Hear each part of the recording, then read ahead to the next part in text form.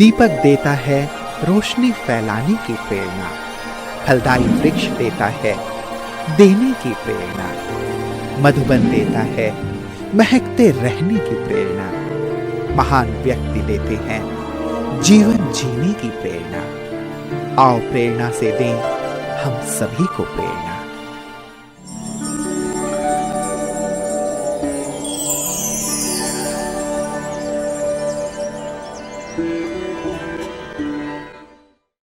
बिजनबाड़ी भारत के पश्चिम बंगाल राज्य के दार्जिलिंग जिले का एक छोटा सा कस्बा है। बिजनबाड़ी ब्रह्मा कुमारी ईश्वरीय विश्वविद्यालय की मुख्य संचालिका हैं राजयोगिनी बबीता दीदी जी। आपका जन्म 1979 में नेपाल पशुपति नगर में हुआ। बचपन से ही आपको खेल कूद में विशेष रुचि रही है। आप मिलनसारिता, दया, हर्षित मुक्ता, समय पालन करना आदि दिव्य गुणों से भरपूर आत्मा है। मात्र 7 वर्ष की उम्र में ही 1985 में आपको ईश्वरीय ज्ञान की प्राप्ति हुई और 1990 में आपने अव्यक्त बाप दादा से ईश्वरीय मिलन मनाया। 1996 में अपना जीवन ईश्वरीय सेवा में जन जन के लिए समर्पित कर दिया। तब से आपने सिलीगुड़ी, कोलिम्पोंग, दार्जिलिंग आदि अनेक स्थानों पर सेवाएं देते हुए 2013 से बिजनबाड़ी में अपनी ईश्वरीय सेवाएं प्रदान कर रही हैं। जन जन को ईश्वरीय संदेश देते हुए आपने अनेक कार्यक्रम आयोजित किए।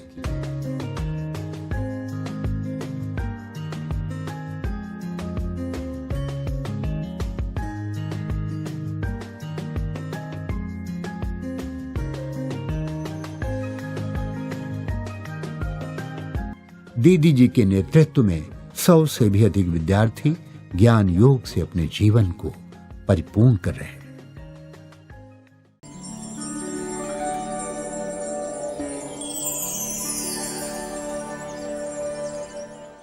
ओम शांति।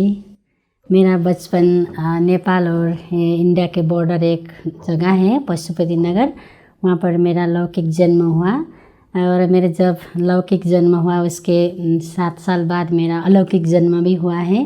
और मेरी मम्मी और बड़े भैया बड़ी दीदी ज्ञान में थी और मेरे मामा मामी सब ज्ञान में थे।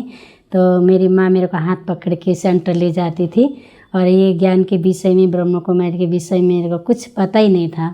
तो सब योग करते थे तो मैं भी योग करती थी। और जो बाबा का पहले एक ट्रांसलाइट रखते थे वहाँ पे, तो सब वहाँ देख करके योग करते थे। अब मैं 7 साल की थी तब मैं भी वहाँ योग करती थी। बाबा का ट्रांसलाइट में देखते देखते तो मेरे आँख में बहुत आंसू आ जाता था और मेरे को लगता था कि वही शायद योग होगा। लेकिन बैठती थी तो थोड़ा अच्छा लगता था योग में, लेकिन मेरे को इतना वो नहीं था कि मैं ब्रह्म कुमारी बन के विश्व सेवा करूं। लेकिन बाबा ने ऐसे मेरे को खींच लिया कि मेरे को ब्रह्म कुमारी बना दिया है। उससे पहले तो मैं जॉब करती थी, नेपाल में ही जॉब करती थी। उसके बाद मेरे को दीदी ने बोला कि तुम सेंटर में रहो, मेरी लौकिक बहन ने।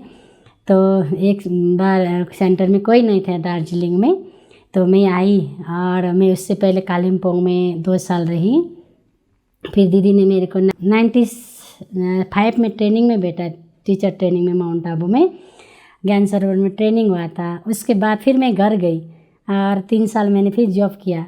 उसके बाद उससे पहले मैं कालिम्पोंग में थी और उसके बाद आके मैं सिलीगुड़ी में रहने लगी बड़ी दीदी के दीदी के साथ में।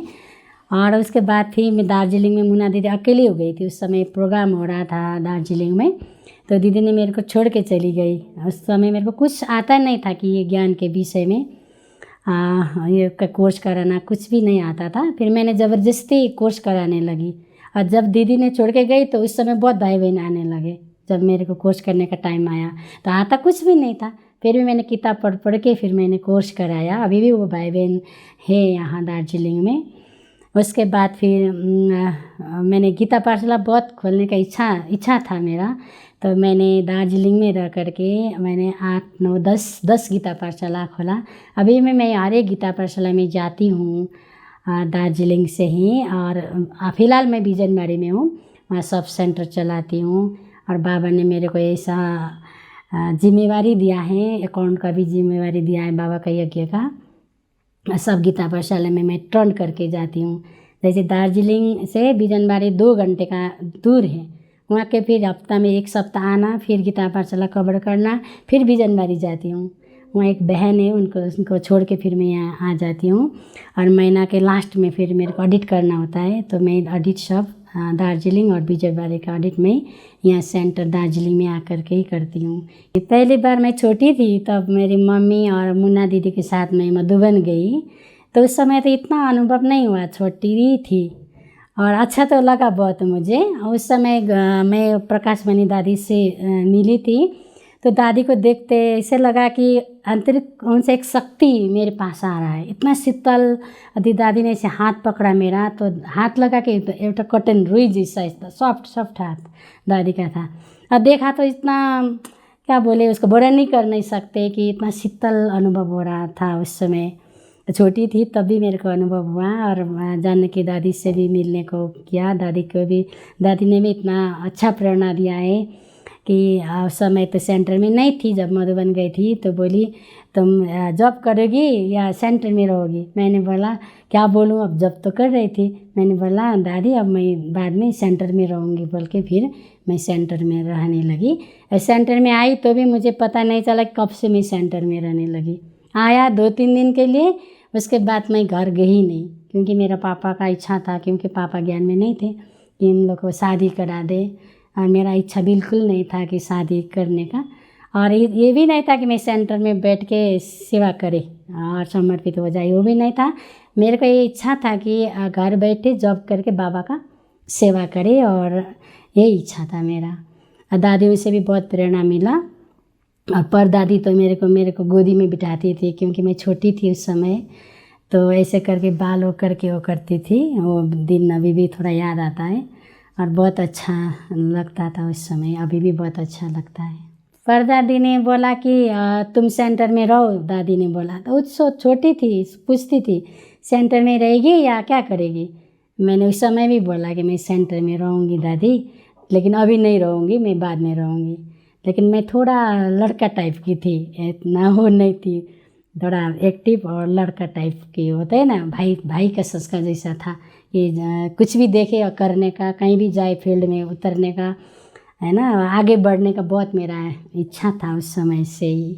अभी भी मेरे को लगता है कि आगे बढ़े, कुछ नया सीखे, है ना, नया सीखे फिर दूसरों को सिखाए, ऐसे माना फीलिंग आता है मुझे।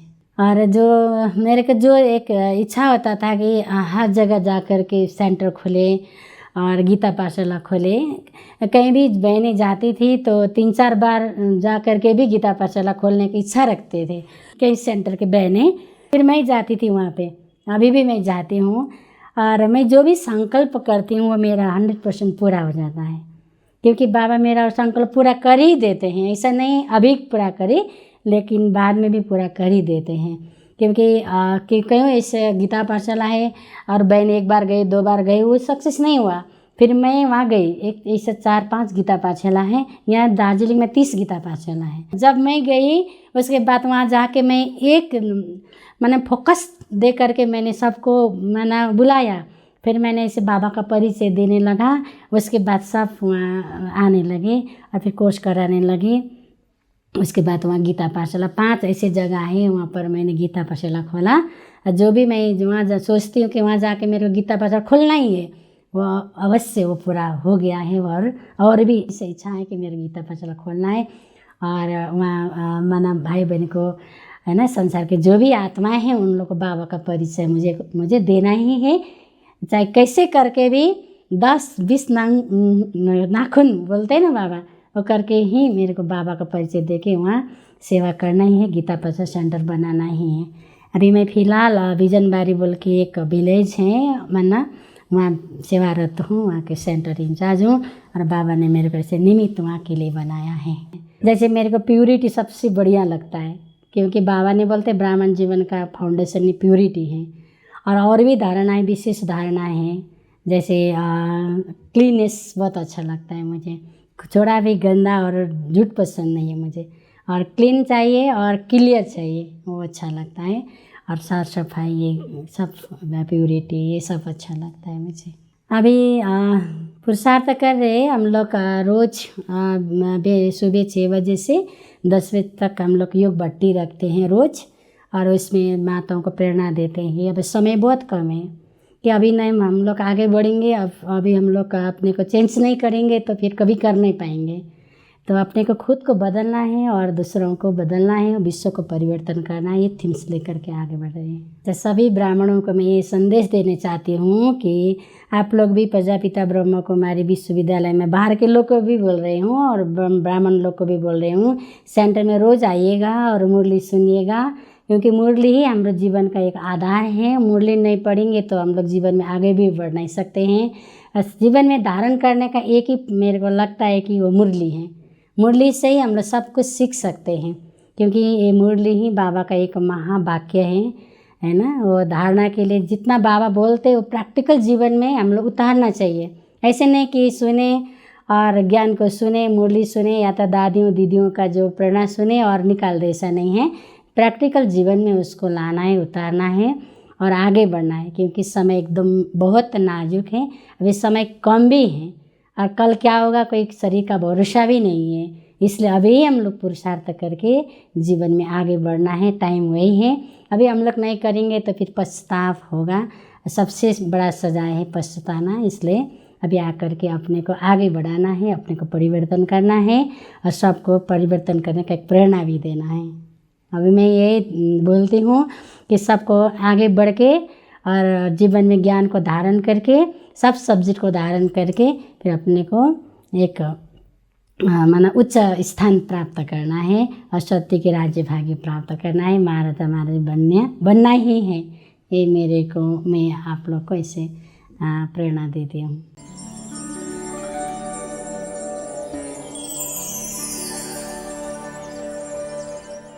बबीता दीदी हमारे लिए भी एक प्रेरणा का स्रोत है कि बबीता दीदी के अंग संग में रह कर हमें भी सीखने को बहुत मिला कि दीदी क्या है कि एक शक्ति का देवी है, शक्तिशाली। वो दीदी जैसे कि अकाउंट की भी सेवा करते, अकाउंट संभालते, तो अकाउंट में हमें भी दीदी को साथ निभाना होता है कभी कभी। और दीदी क्या है कि एक्यूरेट और एक्यूरेसी बोलते हैं ना, और क्लीन एंड क्लियर, जो भी हिसाब जो चाहिए होते, तो जो भी काम सेवा कराना होता तो उनको उसी समय अभी के अभी चाहिए होते, और वो भी क्या है कि एकदम नीट एंड क्लीन चाहिए होते। बबीता दीदी वो बहुत अच्छी है। वो हम माता लोग को बहुत अच्छी डिसिप्लिन सिखाती है और जो हम लोग को समय का बहुत डिसिप्लिन रखती है, समय का बहुत वो ख्याल रखती है। वो बहुत रमणीक है, सबको स्नेह प्यार देती है। वो उसको कोई झूठ नहीं बोल सकती है। वो बहुत अच्छे से सेंटर संभाल रही है। मैं जब दीदी के संपर्क में आया तो मैंने ये अनुभव किया कि इतनी एक्टिव दीदी हमारी, मुझे ऐसा लगा कि ये इतनी एक्टिव है, जैसी वो मान लो क्लासरूम में भी आती हैं तो सारी चीज़ों को एक नज़र में पढ़ लेती हैं, समझ लेती है कहाँ पे कौन सी व्यवस्था कैसी करनी है। और उनके संपर्क में हम जब भी रहते हैं तो वो यज्ञ की उन मूल जो बातें रहती हैं, काम की बातें रहती है, कहाँ व्यवस्था में क्या करना रहता है, केवल उसी विषय पे ही वो ज़्यादा चर्चा करती है। बबीता दीदी बहुत अच्छी तरह वो ज्ञान वो संभाल रहे हैं, सेंटर बहुत अच्छी तरह संभाल रहे हैं। वो हंसमुख भी है, सभी को वो माँ बन के वो पालना भी दे रहे हैं। वो बहुत सहयोग के साथ ज्ञान में सभी को वो उमंग उत्साह दे के सहयोग के साथ आगे भी बढ़ाती है। जहाँ वो प्रोग्राम में जाती है वहाँ भी हम सभी को वो अच्छी तरह अरेंजमेंट करती है। प्रोग्राम में भी वो टाइम में पहुँचती है, सभी को उतने माँ की तरह पालना दे। हमने बबीता दीदी को ये उसका अनुभव देखा है।